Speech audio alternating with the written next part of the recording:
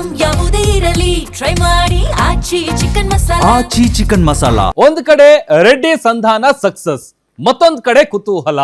ರೆಡ್ಡಿ ರಾಜೀನಾಮೆ ವಾಪಸ್ ಅಂತ ಸುರ್ಜೇವಾಲಾ ಅವರು ಮಾಹಿತಿ ಕೊಟ್ಟಿದ್ದಾರೆ. ಆದ್ರೆ ವಾಪಸ್ ಬಗ್ಗೆ ಇನ್ನೂ ಕೂಡ ರಾಮಲಿಂಗಾರೆಡ್ಡಿ ಅವರು ಅಧಿಕೃತವಾಗಿ ತಿಳಿಸಿಲ್ಲ.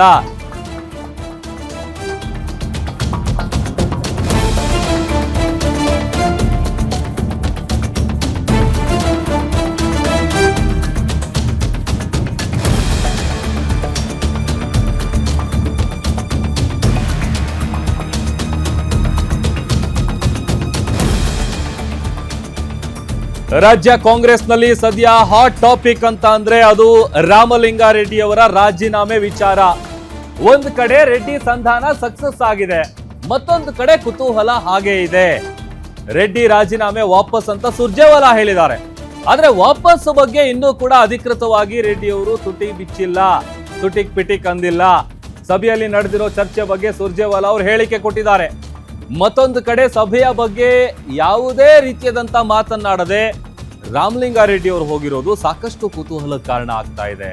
ಎರಡೆರಡು ಖಾತೆ ಆಫರ್ ಕೊಟ್ಟರು ಕೂಡ ರೆಡ್ಡಿ ಅವರ ನಡೆ ಇನ್ನೂ ಕೂಡ ಸಸ್ಪೆನ್ಸ್ ಆಗಿದೆ. ಕೊಟ್ಟಿರೋ ಸರ್ಕಾರಿ ಕಾರನ್ನ ಬಳಸಿಲ್ಲ, ಹಾಗಾಗಿ ಸಾಕಷ್ಟು ಕುತೂಹಲ ಮೂಡಿಸ್ತಾ ಇದೆ ಅವರ ನಡೆ ಏನಿರಬಹುದು ಅಂತ. ಸತತ 1 ಗಂಟೆಗಳ ಕಾಲ ಮಾತುಕತೆ ನಡೆದ್ರು ಕೂಡ ರಿಸೈನ್ ಕ್ಲಾರಿಟಿ ಸಿಕ್ಕಿಲ್ಲ. ಸಂಜೆ 7 ಗಂಟೆಗೆ ಎಲ್ಲದಕ್ಕೂ ಸ್ಪಷ್ಟನೆಯನ್ನ ಕೊಡ್ತಾರೆ ರಾಮಲಿಂಗಾರೆಡ್ಡಿ ಅವರು.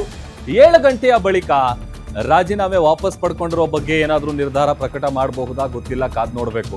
ಯಾಕಂತಂದ್ರೆ ಒಂದ್ ಕಡೆ ರಾಜ್ಯ ಉಸ್ತುವಾರಿ ಸುರ್ಜೇವಾಲಾ ಅವರು ಆ ಥರದ್ದು ಯಾವುದೇ ಗೊಂದಲ ಇಲ್ಲ, ಅಸಮಾಧಾನ ಇಲ್ಲ, ಎಲ್ಲವೂ ಕೂಡ ಸರಿ ಇದೆ, ಅವರು ಸಂಪುಟದಲ್ಲಿ ಮುಂದುವರಿತಾರೆ, ಅವ್ರು ರಾಜೀನಾಮೆ ವಾಪಸ್ ಪಡಿತಾರೆ ಅನ್ನುವಂಥ ವಿಚಾರ ಹೇಳಿದ್ದಾರೆ. ಬಟ್ ಇಲ್ಲಿವರೆಗೂ ರಾಮಲಿಂಗಾರೆಡ್ಡಿ ಅವರು ಯಾವುದೇ ರೀತಿಯಾದಂಥ ಹೇಳಿಕೆ ಆಗಲಿ ಪ್ರತಿಕ್ರಿಯೆ ಆಗಲಿ ಕೊಟ್ಟಿಲ್ಲ. ಬಿಕಾಸ್ ತಮಗೆ ಕೊಟ್ಟಿರುವಂಥ ಸರ್ಕಾರಿ ಕಾರೇನಿದೆ ಅದನ್ನ ಬಿಟ್ಟು ಖಾಸಗಿ ವಾಹನದಲ್ಲಿ ಹೋಗಿರೋದು, ಏನು ಮಾಡಬಹುದು ಈ ಥರದೊಂದು ಪ್ರಶ್ನೆ ಸಹಜವಾಗಿದೆ. ಈಗ ನೋಡಬೇಕು 7 ಗಂಟೆ ಹೊತ್ತಿಗೆ ಅಥವಾ 7 ಗಂಟೆ ನಂತರದಲ್ಲಿ ರಾಜೀನಾಮೆ ವಾಪಸ್ ಪಡಿತೀನಿ ಅನ್ನುವಂಥ ವಿಚಾರ ಏನಾದರೂ ಸ್ವತಃ ರಾಮಲಿಂಗಾರೆಡ್ಡಿ ಅವರು ಹೇಳ್ತಾರಾ, ಆ ಥರದೊಂದು ಕುತೂಹಲ ಅಂತೂ ಇದ್ದೇ ಇದೆ. But at the same time ಖಾತೆ ವಿಚಾರಕ್ಕೆ ಸಂಬಂಧಪಟ್ಟಂಥ ಗೊಂದಲ ಏನಿದೆಯಲ್ಲ ಅದು ಕೂಡ ಕ್ಲಾರಿಟಿ ಕೊಟ್ಟಿಲ್ಲ ಸುರ್ಜೇವಾಲಾ ಅವರು. ಕೇವಲ ರಾಜೀನಾಮೆ ವಿಚಾರ ಅಷ್ಟೇ ಪ್ರಸ್ತಾಪ ಮಾಡಿದ್ದಾರೆ, ಖಾತೆ ವಿಚಾರವಾಗಿ ಯಾವುದೇ ರೀತಿಯಾದಂಥ ಹೇಳಿಕೆಯನ್ನು ಕೂಡ ಸುರ್ಜೇವಾಲಾ ಅವರು ನೀಡಿಲ್ಲ.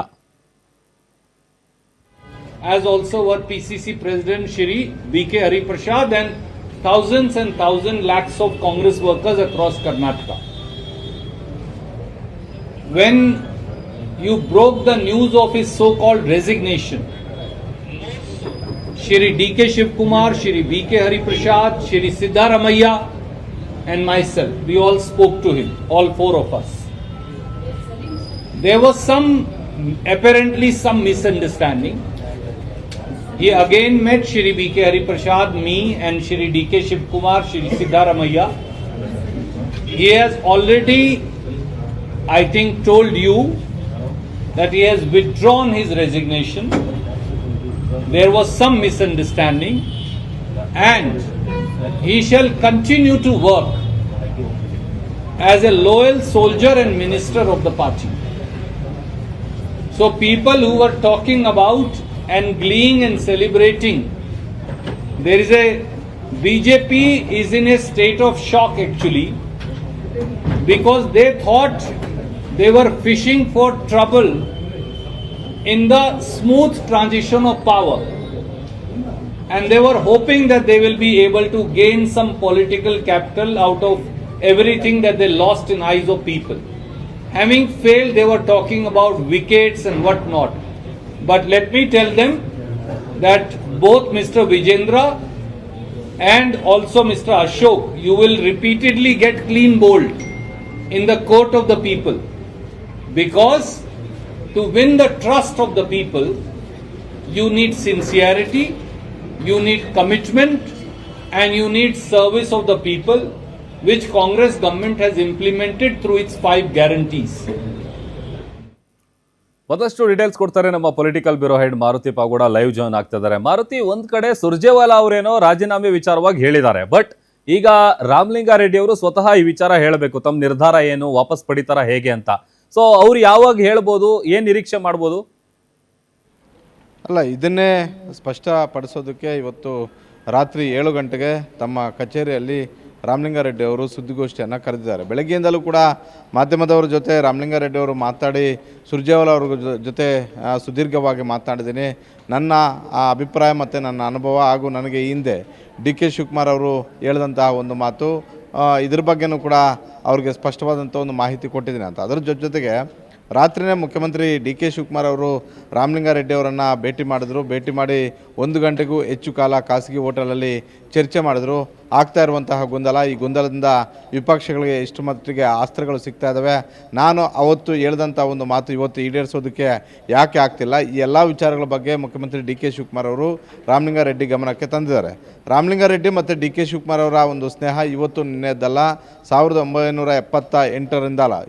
ಯೂತ್ ಕಾಂಗ್ರೆಸ್ಸಿಂದ ಜಾಯ್ನ್ ಆದಂತಹ ರಾಜಕಾರಣಿಗಳು ಇಬ್ಬರು ಕೂಡ ಸುದೀರ್ಘವಾದಂಥ ಒಂದು ರಾಜಕೀಯವನ್ನು ಮಾಡ್ಕೊಂಡು ಬಂದಿದ್ದಾರೆ. ಆದರೆ ಇಲ್ಲಿ ಒಂದು ಗೊತ್ತಾಗ್ತಿರೋದೇನು ಅಂತ ಹೇಳಿದ್ರೆ, ಈ ಬಾರಿ ಖಾತೆ ಹಂಚಿಕೆ ವಿಚಾರದಲ್ಲಿ 2023ರಲ್ಲಿ ಸಿದ್ದರಾಮಯ್ಯ ಅವರು ಆಗಿರ್ಬೋದು, ಈಗ ಡಿ ಕೆ ಶಿವಕುಮಾರ್ ಅವರು ಮುಖ್ಯಮಂತ್ರಿ ಆಗಿರ್ಬೋದು, ಕೆಲವು ಇಲಾಖೆಗಳನ್ನು ನೇರವಾಗಿ ಕಾಂಗ್ರೆಸ್ ಹೈಕಮಾಂಡ್ ಅಂಗಳದಲ್ಲಿರುವಂತಹ ಕೆಲವೊಬ್ಬರು ಇಂಥವ್ರಿಗೆ ಕೊಡಬೇಕು ಅನ್ನುವಂಥ ಒಂದು ನಿರ್ಧಾರ ಮಾಡಿದಂತೆ ಕಾಣಿಸ್ತಾ ಇದೆ. ಅದು ರಾಹುಲ್ ಗಾಂಧಿ ಅವರ ಎಂಟ್ರಿನೂ ಕೂಡ ಆಗಿರ್ಬೋದು, ರಾಹುಲ್ ಗಾಂಧಿ ಅವರ ಸೂಚನೆ ಸಲಹೆಯಂತೆ ಆದಂತೆ ಕಾಣಿಸ್ತಿದೆ. ಹಾಗಾಗಿ ರಾಮಲಿಂಗಾರೆಡ್ಡಿ ಅವರಿಗೆ ಡಿ ಕೆ ಶಿವಕುಮಾರ್ ಅವರು ತಾವು ಹಿಂದೆ ಹೇಳಿದಂತೆ ಬೆಂಗಳೂರು ಅಭಿವೃದ್ಧಿ ಖಾತೆಯನ್ನು ಕೊಡೋದಕ್ಕೆ ಆಗ್ತಾ ಇಲ್ಲ ಅನ್ನುವಂಥ ಒಂದು ಚರ್ಚೆಯು ಕೂಡ ಡಿ ಕೆ ಶಿವಕುಮಾರ್ ಅವರ ಬಣದಲ್ಲಿ, ಡಿ ಕೆ ಶಿವಕುಮಾರ್ ಅವರ ಆಪ್ತರಲ್ಲಿ ಆಗ್ತಾ ಇರುವಂಥದ್ದು. ಹೀಗಾಗಿ ಕಾಂಗ್ರೆಸ್ ಹೈಕಮಾಂಡ್ ನಡೆ ಮತ್ತು ನುಡಿ ಮತ್ತು ನಿರ್ಧಾರಗಳು ಹೇಗಿದ್ದಾವೆ, ನಾನು ಎಷ್ಟು ಮಟ್ಟಿಗೆ ಇವತ್ತು ಸಂಪೂರ್ಣವಾದಂಥ ಒಂದು ತೀರ್ಮಾನಗಳನ್ನು ತೆಗೆದುಕೊಳ್ಬೋದು, ಈ ಎಲ್ಲ ವಿಚಾರಗಳನ್ನು ಕೂಡ ರಾಮಲಿಂಗಾರೆಡ್ಡಿ ಅವರ ಗಮನಕ್ಕೆ ತಂದಿರುವಂಥದ್ದು.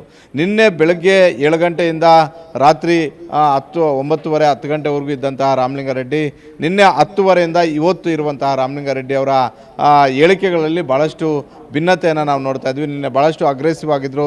ನನಗೆ ಈ ಖಾತೆನೇ ಬೇಡ ಅನ್ನುವಂಥ ಒಂದು ರೀತಿಯಲ್ಲಿದ್ದರು. ನಾನು ಶಾಸಕನಾಗಿ ಮುಂದುವರಿತೀನಿ ಅನ್ನುವಂಥದ್ದನ್ನು ಪದೇ ಪದೇ ಬಹಿರಂಗವಾಗಿ ಹೇಳಿದರು. ಆದರೆ ನಿನ್ನೆ ತಡರಾತ್ರಿ ಡಿ ಕೆ ಶಿವಕುಮಾರ್ ಅವರ ಮಾತುಕತೆ ಅದಾದ ಬಳಿಕ ಇವತ್ತು ಖಾಸಗಿ ಹೋಟ್ಲಲ್ಲಿ ಸುರ್ಜೇವಾಲಾ ಅವ್ರ ಜೊತೆ ನಡೆದಂತಹ ಸುದೀರ್ಘ ಮಾತುಕತೆ ಅದಾದ ಬಳಿಕ ಸುರ್ಜೇವಾಲಾ ಅವರೇ ಮಾಧ್ಯಮಗಳ ಮುಂದೆ ಬಂದು ಬಹಿರಂಗವಾಗಿ ಹೇಳಿರುವಂಥದ್ದು, ನಾವು ರಾಮಲಿಂಗಾರೆಡ್ಡಿ ಅವರನ್ನು ಯಾವುದೇ ಕಾರಣಕ್ಕೂ ಬಿಟ್ಕೊಳ್ಳೋದಕ್ಕೆ ಆಗೋದಿಲ್ಲ, ಅದ್ರ ಜೊತೆಗೆ ಅವ್ರು ಕೊಟ್ಟಂತಹ ರಾಜೀನಾಮೆಯನ್ನು ಅಂಗೀಕಾರ ಮಾಡೋದಕ್ಕೂ ಕೂಡ ಆಗೋದಿಲ್ಲ ಅನ್ನುವಂಥದ್ದನ್ನು ಹೇಳಿರೋದ್ರಿಂದ ಬಹುತೇಕ ಈ ಸಂಧಾನ ಯಶಸ್ವಿ ಆದಂತೆ ಕಾಣಿಸ್ತಾ ಇದೆ. ಇನ್ನೇನು ಅಧಿಕೃತವಾಗಿ ರಾಮಲಿಂಗಾರೆಡ್ಡಿ ಅವರು ಅಷ್ಟೇ ಘೋಷಣೆ ಮಾಡಬೇಕು, ನಾನು ಕೊಟ್ಟಿರುವಂಥ ರಾಜೀನಾಮೆಯನ್ನು ಹಿಂಪಡಿತೀನಿ, ನಾನು ಕೊಟ್ಟಿರುವಂಥ ರಾಜೀನಾಮೆಯನ್ನು ಮುಖ್ಯಮಂತ್ರಿಗಳು ಅಂಗೀಕರಿಸ್ತಾ ಇಲ್ಲ ಅನ್ನುವಂಥದ್ದನ್ನು ಹೇಳಬೇಕು. ಆ ಕಾರಣಕ್ಕೋಸ್ಕರವೇ ಇವತ್ತು ರಾತ್ರಿ ಸುದ್ದಿಗೋಷ್ಠಿಯನ್ನು ಕರೆದಿರುವಂಥದ್ದು. ಪ್ರಭು. ಓಕೆ, ಥ್ಯಾಂಕ್ ಯು ಮಾರುತಿ ನಿಮ್ಮೆಲ್ಲ ಡೀಟೇಲ್ಸ್ಗಾಗಿ.